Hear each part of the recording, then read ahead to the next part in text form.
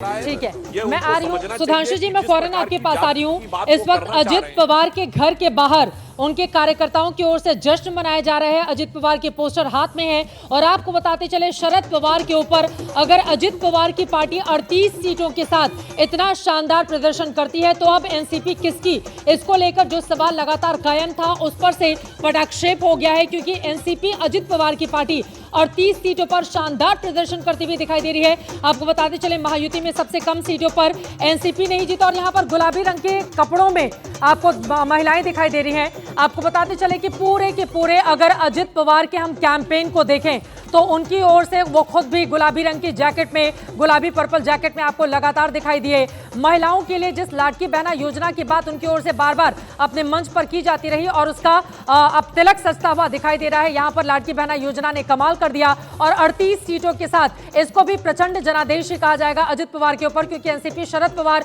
अगर 15 सीटों के साथ पीछे रह जाती है, जबकि आपको बताते चले शरद पवार का लोकसभा चुनाव में शानदार प्रदर्शन था, 9 सीटें इस पार्टी ने जीती थी, अजित पवार को 1 सीट मिली थी। लेकिन अब यहां पर बिल्कुल उलट स्थिति दिखाई दे रही है। हमारे साथ सुधांशु जी बने हुए। सुधांशु जी, हमारे साथ प्रवीण कुंटे, नेता शरद गुट के एनसीपी से हमारे साथ जुड़े हुए हैं, उनके पास मैं चलूंगी। प्रवीण कुंटे जी, अजित पवार के घर के बाहर शानदार प्रदर्शन, उन तक आवाज नहीं पहुंच रही है हमारी, दोबारा उनके पास जाएंगे। और यकीनन अभी दुख का वक्त है यहां पर शरद पवार और उनके गुट के लिए, क्योंकि 15 सीटें कहां और डबल से भी ज्यादा अजित पवार को यहां पर। तो ये जो असली नकली शिवसेना या फिर असली नकली एनसीपी को लेकर जो लड़ाई चल रही थी सुधांशु जी, क्या आज के इन आंकड़ों ने उसका भी पटाक्षेप कर दिया है? और अब इन दोनों ही नेताओं का, चाहे वो एकनाथ शिंदे हो चाहे अजित पवार हो, उनका रोल क्या रहने वाला है?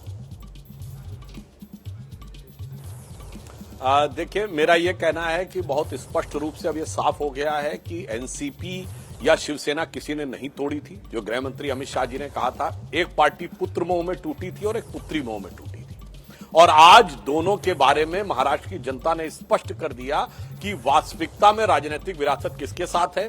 और यदि मैं लाइटर नोट पे कहूं चित्रा जी, तो महाराष्ट्र में दिख रहा है कि भतीजा चचा पे भारी पड़ गया।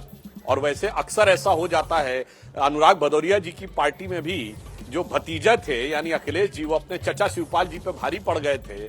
और वैसे भी आप देख रहे हैं बंगाल में भी जो भतीजे हैं अभिषेक जी, वो बुआ जी पे थोड़ा भारी पड़ते दिखाई पड़ रहे हैं। और बसपा में भी भतीजे जो हैं अखिलेश आनंद जी, वो भी बुआ जी पे यानी मायावती जी पे भारी पड़ते दिखाई पड़ रहे हैं। तो मुझे लग रहा है शायद भतीजों का कुछ युग चल रहा है, ऐसा ही कुछ संकेत यहां पर अजीत पवार जी की शानदार जीत और एनसीपी का सारा समर्थन उनकी तरफ आने से दिख रहा है। ठीक है, बहुत बहुत धन्यवाद। सुधांशु जी को कहीं जाना है जल्दी, ठीक है। पश्चिम बंगाल पे अब अनुराग जी को हर बारे में बोलना है।